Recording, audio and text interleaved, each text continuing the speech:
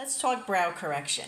So if we assume that this is the perfect shaped brow that we want, these are 4 common brow shapes that come into us, and so we have to try and correct them and try and make them as close to this one as possible.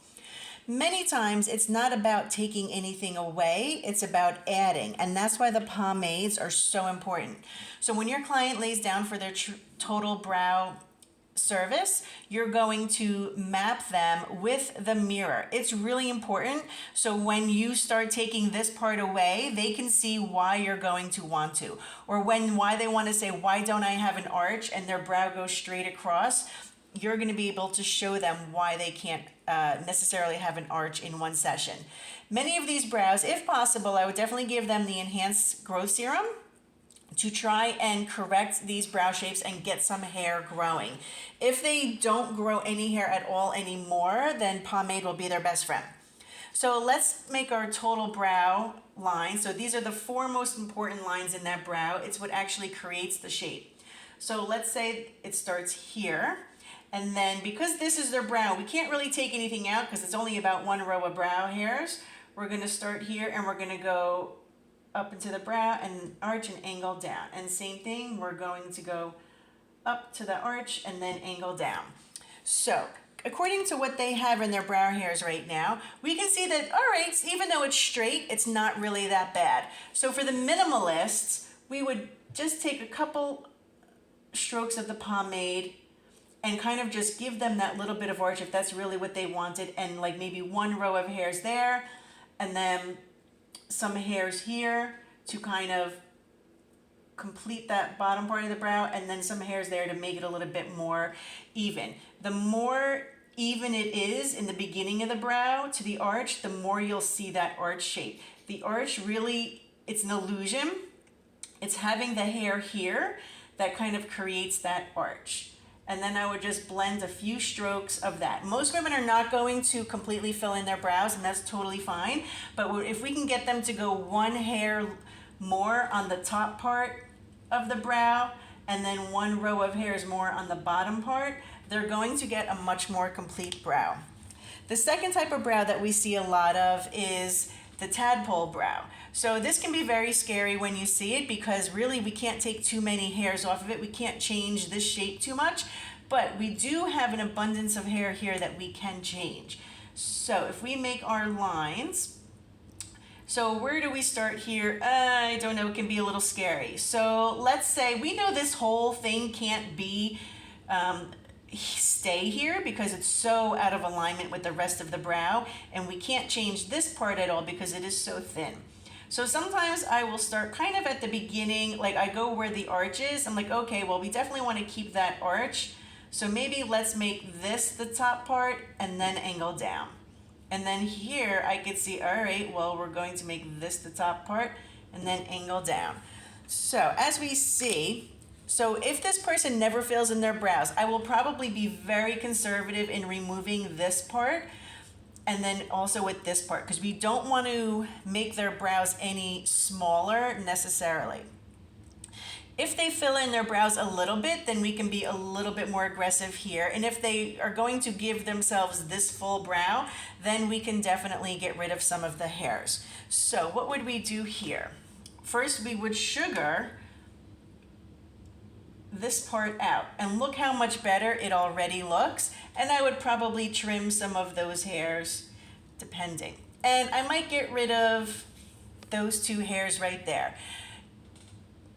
I'm leaving these in the hopes that they will grow more hair in and it will look more natural, and then eventually if they grow some hairs we can get rid of those. So then if we take our pomade, because there's so much hair here and it's dark, I'm gonna go very light with that pomade with the strokes. I'm just gonna use little feather strokes. I might even use a lighter color, and then I'll take my darker color and I'll go 1 row of strokes of hair into the brow to make it look more complete. They'll be okay with that. The goal being that as they get okay with this brow, then they will start to fill it in more to give themselves a more complete brow. Then the third kind of brow we see frequently is the round brow. The round brow is really hard because we definitely can't change that shape at all because it's so distinct and defined, and it's usually only about 1 to 2 rows of hair by the time they get to this point. So let's take our brow mapping lines and we're gonna say, okay, we start here. So again, I want to keep that arch going, so I'm gonna kind of draw my line there and then angle it down, and then start here and then angle it down. And actually, now that I draw that, I'm like, that's a little too wide. It should probably be right around there. So if we're looking at this, let's assume she's someone that is never going to fill in her brows. So what do? So if she's not going to fill in her brows, if we take away this part and then this part, she'll be left with so little brow.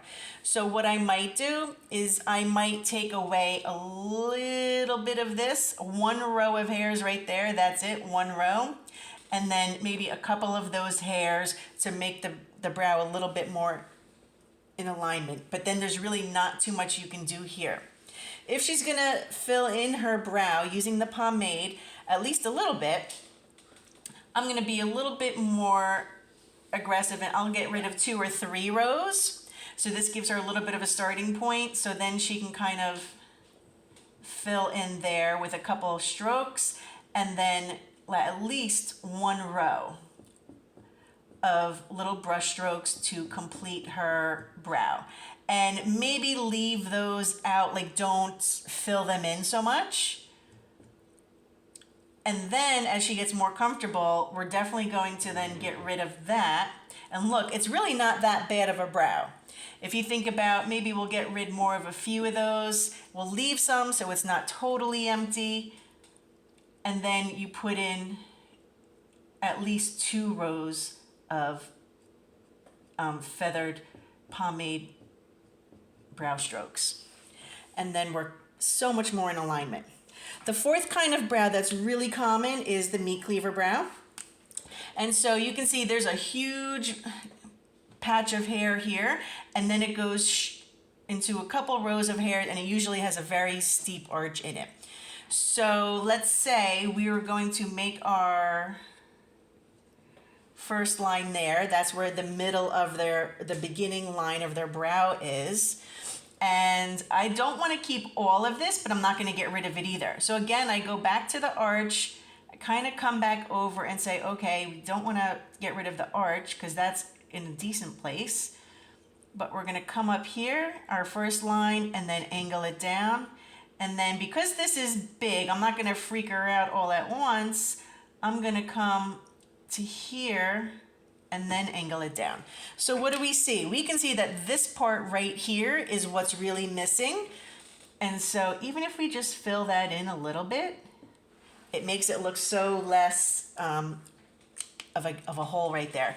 So when we sugar, we're going to sugar everything between this line and the line next to it between the next brow. So already that's starting to look good.